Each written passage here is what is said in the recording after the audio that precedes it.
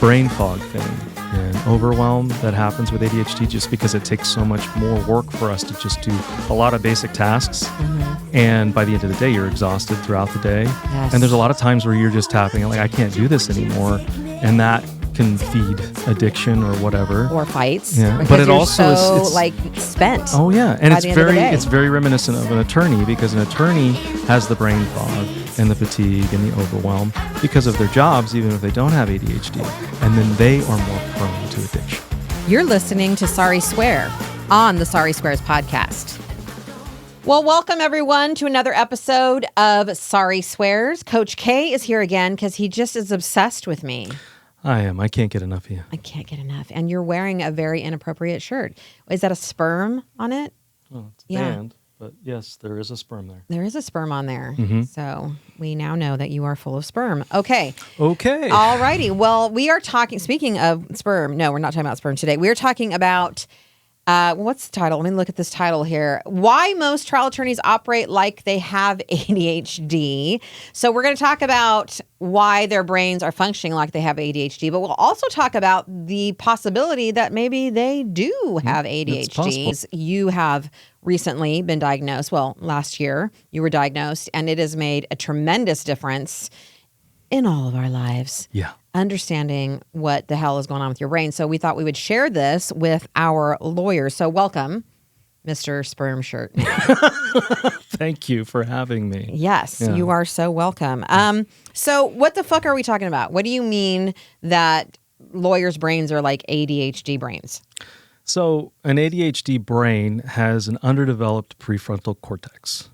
So this part of your brain, that's the logical part of your brain that helps you get away from this amygdala that is fear-based and fight or flight, all that kind of stuff. Well, actually, Reptile brain. Reptile brain, yeah. Yeah. So when it's underdeveloped, it makes you easily overwhelmed, more reactive, fight or flight, all kinds of things these things that you are usually able to counteract with your prefrontal cortex, well, it's not bypassed, it's just underdeveloped. In people who have People ADHD. who have ADHD, yes. Okay, so we're not saying that necessarily lawyers have underdeveloped prefrontal cortexes, but No. they're acting as if they are. Their symptoms are very similar, if not identical. Yeah, so we talk a lot in this work about calming down a juror's brain, and I've often used the phrase that their prefrontal cortex has been hijacked. And that is because it bypasses, that amygdala just takes over, and now we're in fight or flight. And so when a juror comes in to jury selection, they are like, what do I have to do? Why am I here? How do I do it? When do I get to go home? And all of those factors are lending themselves to the fight or flight response, which means that the prefrontal cortex has gone offline. So why are attorneys in the same boat of this hijacked prefrontal cortex? Well, because their lives are so busy and they are in these very, let's say, high energy, stressful environments, and they're put into a fight or flight state so much, and their work puts them into overwhelm so much. So therefore, their brains are like an ADHD brain, even if they don't have it, because their prefrontal cortex is hijacked, not underdeveloped, but same responses are very similar. So let's talk a little bit about your journey to finding out that you had ADHD. You actually diagnosed with it as a child, yes? Yeah, so I think I was 10 or 11, and, hyperactive kid, couldn't pay attention in school, was getting in trouble, sent to the principal's office all the time. All the time. All the time. From what I understand. Yeah. And about right. Come to find out, well, this was before they called it ADHD. They just called it ADD. Or there was two. There was ADD and ADHD. Yeah. Yeah, one had the hyperactive and one did not. Yeah, which now they've morphed into one thing. So I was diagnosed with it. I was put on some medication that made me feel pretty awful. And then my parents took me off the medication, and then we never did much else with it. Yeah. And just kind of went on with our merry lives and didn't address it after that. And I don't know that back then there was a lot to do with it. It was basically medicate your kid or not. Like ADHD coaches and all these different things that they have now weren't a thing back then because it was such in the early stages. Yeah. And so around the time that you were getting diagnosed, I was changing my medication, and the new provider said, why don't we do an ADHD test for you, Sari? And I laughed, and then I laughed, and I laughed some more because I am the most organized person. I've got everything down. Y'all know about my Post-it notes. And if you don't know my Post-it notes, then you need to join the crew because I love my Post-it notes. Or talk to my assistant, Meg, who is like always having the Post-it notes ready for me. But I said, sure, I will humor you. And I took the ADHD test. And they also have someone very close to you take it. So you took it for me just like I took it for you. And it came back that I had ADHD, and I couldn't believe it. And I remember talking to my provider who said it's very undiagnosed in women. It's undiagnosed in adults, first of all, but particularly in women. And it doesn't show up in the same way in women. And oftentimes, when you are so organized and you have to have so many things to keep you on track, that in itself can be a sign of ADHD. Now, we're not saying or suggesting in any way that everybody has ADHD and you all should be medicated. In fact, I tried medication, didn't work for me, and I'm no longer taking it. But I do think that it's something that's important to look at. So coming back. One thing to speak to. Yeah. Because women are so go undiagnosed, well, you learn to overcompensate and you build these skills that you have built to be able to counteract it. And it's kind of like you do your own ADHD coaching and you don't even know it, but you develop these skills. And let's go and dive into the gender situation since you brought us there. I think that's because it is expected that women will be compensating for any undesirable trait because we don't have a fucking choice, do we? Yep. Where boys will be boys and they're just going to be hyperactive and so on and so forth. So yes, I think that's another reason why it gets undiagnosed. So you went along your merry way. And how was your life before diagnosis? What were some of the things that you were struggling with? Well, one of the key things was addiction. It's something that's pretty well known in the ADHD community that high percentage. I think it's something really crazy, like close to 80% of people that have ADHD have some kind of a addictive disorder or have addictive personalities or just are alcoholic, drug users. And it's because of this not having this developed prefrontal cortex that you are so othered and you are just considered a problem, let's say, that you tap out. And then what do you do to cope? And a lot of people use drugs. Well, and the additional kind of ding there is that also arrests the development of your prefrontal cortex. So if it's already undeveloped or underdeveloped, then the arrested development of drugs and alcohol will kind of keep you in this arrested development space. It exacerbates the whole thing. Yeah. So talk about how you felt othered. It wasn't like you were labeled with ADHD and people treated you as other. You felt different as a child and even as an adult. Talk about that because I think this is going to be really helpful for our listeners who are like, oh my God, that's me. And they've never been able to put a label on it. And as we know as coaches, when you can name something, there's healing just in the naming, even if you don't do anything else. I remember just having an answer for why I felt so much angst and felt so lazy all the time. You look at me and you're like, you lazy? What is your problem? But my brain was struggling so much. Just naming that I have ADHD, even though I choose not to medicate it, has been incredibly helpful. So actually, I'm going to let you answer this question, but talk to us about how you felt before you were diagnosed. Well, yeah, even as since I can remember in classrooms, there were the kids that could study and learn and get the subjects and concepts.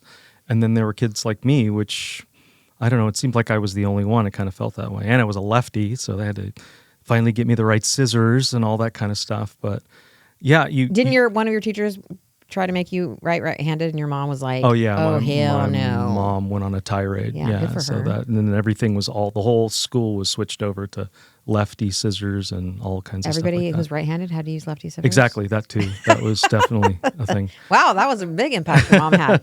Well, and so, I'm sorry, go back to what exactly you were asking. What it was felt like. There's the ADHD brain. I lost my train of thought. Yeah, it was, you felt like okay, I can't do this thing that everybody else can do. And the teachers othered you too because you were this problem that they couldn't fix. And then you end up acting out. A lot of kids that have ADHD, that's why they're hyperactive, or at least they get sent to the principal's office. There's a lot of them that are just, there's this attention. My mom used to say negative attention. It's something. You get some kind of attention. If you're othered and, oh, we can't deal with you, well, you'll find a way that you'll deal with me. Well, and you're also internalizing all of this. So you recognize it, I think, at the time that you're not like everybody else. And that becomes isolating in itself because you don't know why you aren't like everyone else. And you immediately just to start to think that there's something wrong with you. And then people start treating you like there's something wrong with you. Yeah, you give them a reason to. Yeah. If you're a longtime listener, you've probably heard me say practice makes progress. And what better way to practice than with a fellow group of trial attorneys in person and with me? Our 2-day Command the Courtroom Masterclass sessions put the H2H method into action, and I'm there every step of the way with live coaching and feedback and finish mama fierceness. Here's what Kent had to say about our masterclass. Out of every program I've been to, I've taken good points away. But out of this program, everything I've learned has been new and has been something I can implement on day one into my practice and into my next trial. And I feel a greater comfort than I've ever felt before walking into a courtroom and getting to speak with my friends in the voir dire panel. Now, seats are limited. These are small group, high-impact courtroom sessions, not an auditorium full of bored attorneys and dull lectures. If you want to change the way you go to trial and turn your practice into progress, visit sariswears.com/masterclass to register for a 2026 class today. That's sariswears.com/masterclass. Yeah. So when did you, if you don't mind us going there, start your addiction journey? What that started the addiction journey? No, when? Like, When? how old were you when you had your first drink, for example? I think the first drink I had was 9 years old. 9 years old. Yeah, and I remember liking it even then. And do you remember what sent you there? Was it this thing of I don't want to feel this way anymore? No, it was a cousin or family member, somebody like it was there, or hey, try that, and kid drinks, isn't that funny? And I remember like liking the taste, liking the way it felt, and that stuck to me. And so how did that progress over time? It was a way to cope, or a way to just like things that were more difficult that I couldn't do, or this made me feel better. It even gave me confidence. Like if I was feeling I didn't have any confidence because I was not like everybody else, then I would drink and I felt confident. Yeah. It was liquid courage. So was it just alcohol? Oh, no, it wasn't just alcohol. Tried all kinds of different drugs, but the one that really stuck was weed. I was a big pot smoker. Yeah. And this kind of all culminated when you were 21, 22? 21. And what happened then? Of course, I know the answer, but I'm interviewing you for this one. Yeah, I was in a, I ran into a tree going 65 miles an hour. I blacked out from alcohol and weed, and I had to be cut out of the car with the jaws of life.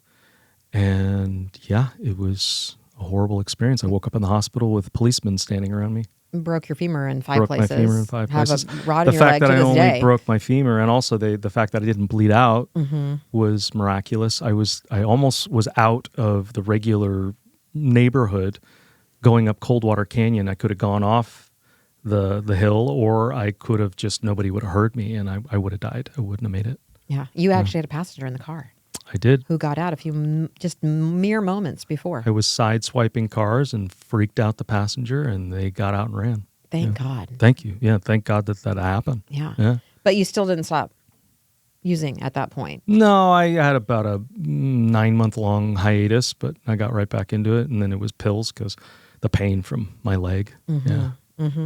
And I think, and the reason I'm so glad that you're willing to go here. Oh, I'm in recovery. I'm an How AA long have member. you been sober? I've been sober this time, and it's sticking this time. I've been sober for 16 months. That's fantastic. Congratulations. I don't want to get Thank you. emotional. I'm going to stay in interview mode and not wife mode. Okay. But I think that's amazing. And so, having gone down this journey with you, there was a lot of starts and stops, as there often are on your journey to sobriety. But I think as a wife, speaking as a wife, I don't think I realized, because I grew up very different. I grew up in a religious home. My parents never drank. I had never done drugs. Never. To this day, still haven't done. I think I tried once I couldn't even do it. Like, I'm like, what am I supposed to do with the smoke from the, I don't know. I grew up in a Hollywood family. California sober was, everybody smoked weed. Absolutely. Yeah. And so I think this was a real barrier between us. I was like, why can't you just quit? And you're like, it's not a problem. And then even when you said it was a problem, that was still a difficult thing to overcome as addiction is. But I think it's not until we added this piece, this ADHD piece, to bring us back to what we were talking about, that's really what ended up changing everything. Speak about that.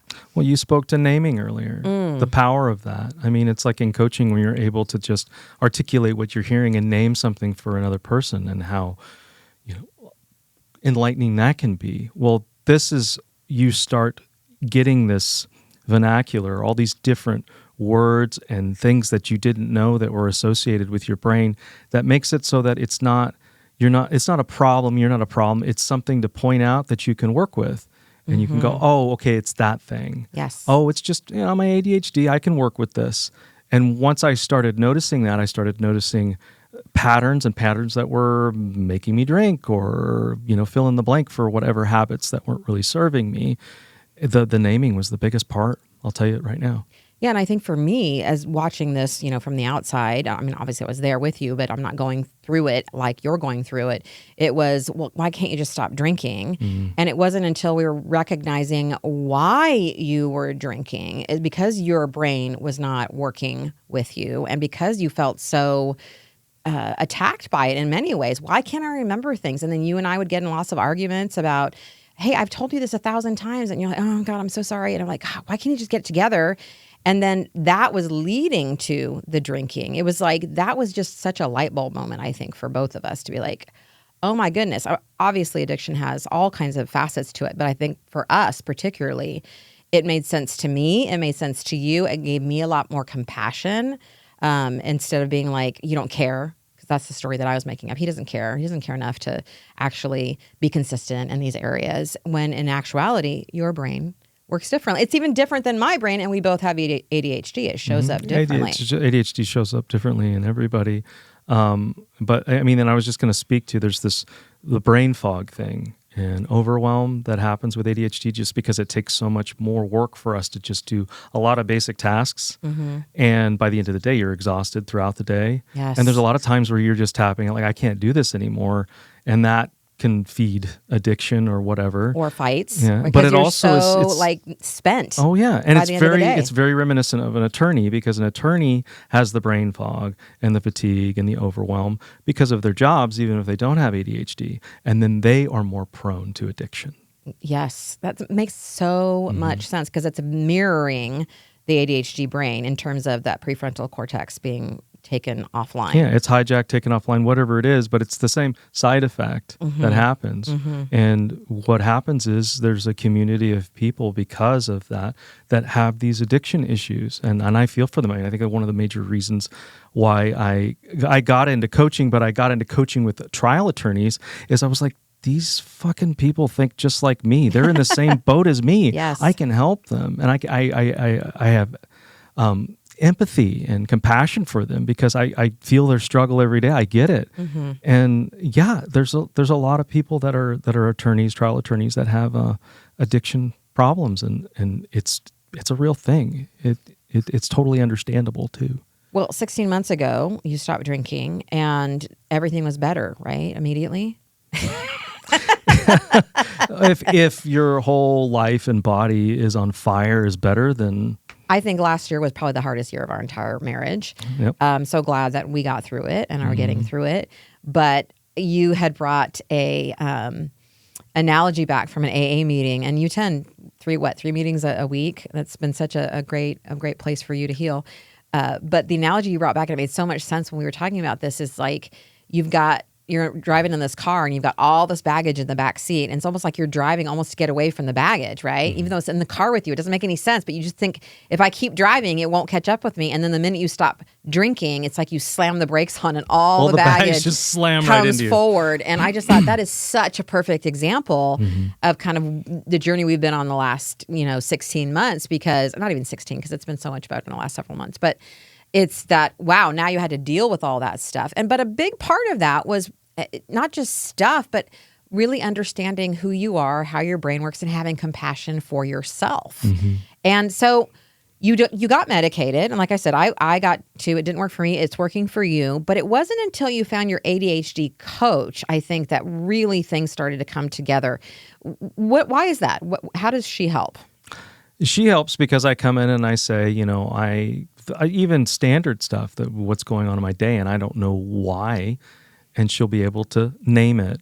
But then she also has practical ways to work with it, and she also has very healthy ways to approach it so that you're not self-flagellating and creating that self-fulfilling prophecy or self-sabotage where it happens and then you beat yourself up. You're curious about it. You become this curious observer, like I do in coaching with my clients. You do with your own issues with your brain, and it's like, okay, I can work with this. Okay, that's that. All right, what are we going to do about that? And I bring it in. You're able to put it outside and say to my coach, this is the issue here, and I want to figure out how to work through this. Not, I suck and I keep doing this and I'm a mess and I can't figure this out. It's always done from this observation, curious perspective that is so refreshing. Well, I think there's a theme here too, because we find, whether our clients have ADHD or not, and probably most of them don't, but we find that they are very hard on themselves, and that they think on some level that helps them. That if they weren't hard on themselves, that somehow they become these lazy pieces of shit that would never get anything done. And as we continue to tell them that they need to have self-love, they need to be their biggest cheerleader, and that's where all greatness comes, they're, no, that doesn't, that's too woo-woo, that won't work for me, all of this. Talk a little bit about how destructive it is and how long it kept you in that space of not getting well, whether that's getting well in terms of, executive functioning or addiction, by being so down on yourself. Like, I feel like that's been the biggest thing of you healing, is stopping with the negative self-talk. Talk about that. Yeah, it's this habit that's so ingrained that you do something and you don't, even simple things like being in a meeting and you're not focused or doing things like the other people around you. Even something simple like that, you say, well, it's just because I'm never going to do that and they can do that, but I'll always have this issue. Instead of looking at it in a way of accepting and then having compassion and then realizing that you can do something about it, that there's this real empowerment to it. But the other way around is this cycle of, well, maybe I can do it. Maybe I will figure it out. No, I didn't figure it out. Oh, I suck. Rinse and repeat. And it's just so exhausting. Where within self-acceptance is self-compassion, self-love. If you can just accept something that just is and be able to work with that, that's the baseline that creates the homeostasis that's needed. I've never seen anyone so self-destruct with negative talk like with you. And I say that because the minute that it's one thing to be like, you will just stop doing that. But when you actually had a name for, here's why I'm feeling the way that I'm feeling, there's a reason for this, and you stopped, and again, regardless of the reason anybody stops, for you it was being able to name it. It has changed everything. It has changed, absolutely, it's changed our marriage, it's changed your life, it's changed everything. And I just want to really highlight that, because it doesn't do anyone, any of our listeners, any good to continually talk about themselves in the way that they do.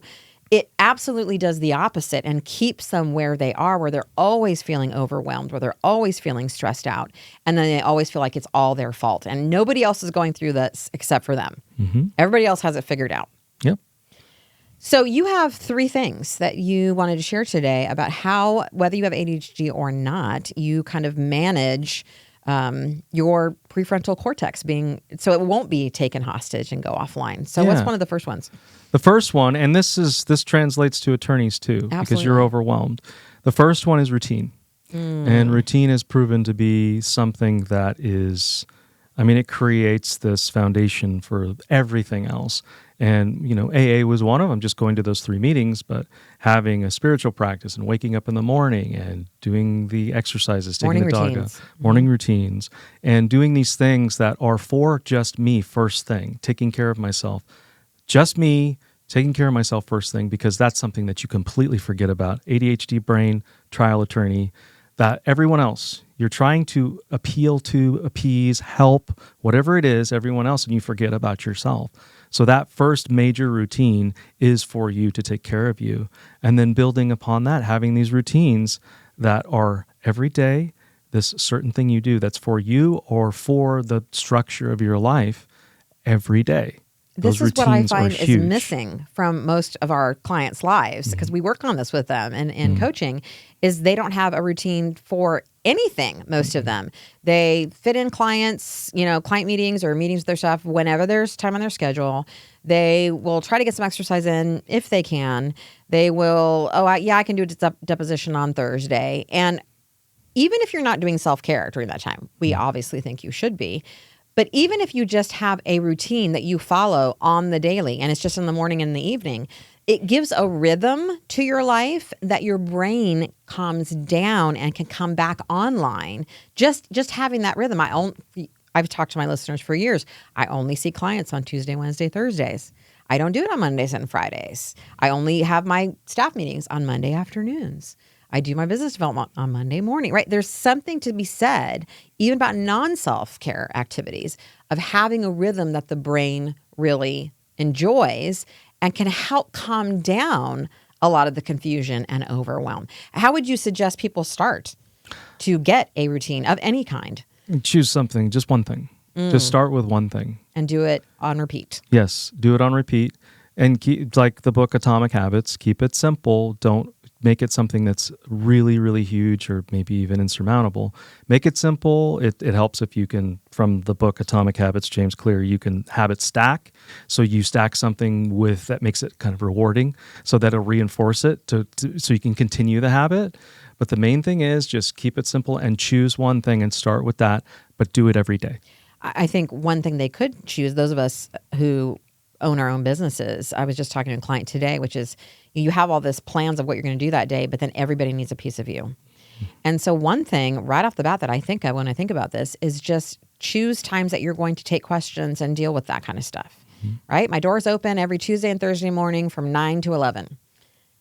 Outside of those times, unless this is an emergency, handle it your fucking self. Yep. Right? And just carving out some time where you're giving your team routines so that you're not constantly being bombarded all the time, having to answer questions and then never get any time to yourself. Well, and there's a piece in there with the team that I'll talk about, which is the third step. Well, let's go to the second one so we can get to the third one. What's the second one? The second step is intention. So, and this is something that people talk about being intentional and intention, and it seems like lofty maybe for some. It's just making sure that you are intending to do something, following through with it, but being very mindful about it. So if you want to do this routine, you need to know why you want to do it, and you need to make sure What's it serving, and you need to make sure that you have the intention to do it. And there's intentions in all kinds of ways. Every day, I go take the dog, I step out or walk towards the water's edge. I know this sounds pretty whatever. And you send me a picture. Yes, I send you a picture if it's a beautiful morning. I'm asleep most of the time, but yes. But I set my intention for the day, and I say those words out loud, and they are connected to my values, things that are really important to me, want my day to look like, all these things. But I set these intentions at the beginning of the day. I write them down, and then I look throughout my day and see what am I doing that's intentional here, that's connected to this. I just love that. Yeah, these intentional acts, what they are is it's building in choice in your life. It empowers you. You do have control of situations And it's a reminder of of what's important. Yes, it reminds you of what's important. You'll do that first, and that is, you got to put your oxygen mask on first. So number 3. Number 3 is design. So if you want to do all these things, I work with my clients all the time on if there's something, a habit that they really want to create, instill, ingrain, create that neural pathway, is make sure that you have the support around it. So if you don't have the support around it, it can make it very difficult. Doesn't mean that you won't do it, but if you have a person that's accountability partner, or if you have somebody on your team, your staff, if say you're saying, like what Sari just said, say you have certain hours that you just need to work, you want to be doing your trial prep or Deep whatever work. it is, deep work, and you keep getting interrupted. Well, there's certain things you can do. You can talk to your staff and say, hey, these hours, this is the reason why I'd like to design. I'd like to design with you. And what do you think you're going to need at that time? Because I want to make sure that whatever you need, we can address that at a certain point. And how do you think you're going to be able to, what's your role in this situation? What do you expect? Just like designing with jurors. But when you get into that dialogue, then it empowers that relationship around the support that you need. And then you have somebody there that's going to make sure that help make that happen. Well, and also, just between you and I, you have designed several things. One of the things that we've found out through your ADHD journey is that a lot of people with ADHD have impulse control. And so you have said to me, you've designed with me, there are times where I will say something without thinking. And so I want you to know that I don't mean to do that. But at other times, if I feel I'm going to do that, I'm going to step outside of the room. And I don't want you to feel like I'm abandoning you or I'm leaving the conversation. I'll tell you, I'm going to step out for a minute. But you design that ahead of time instead of in the middle of an argument or a discussion. It's like, bye, and you walk out.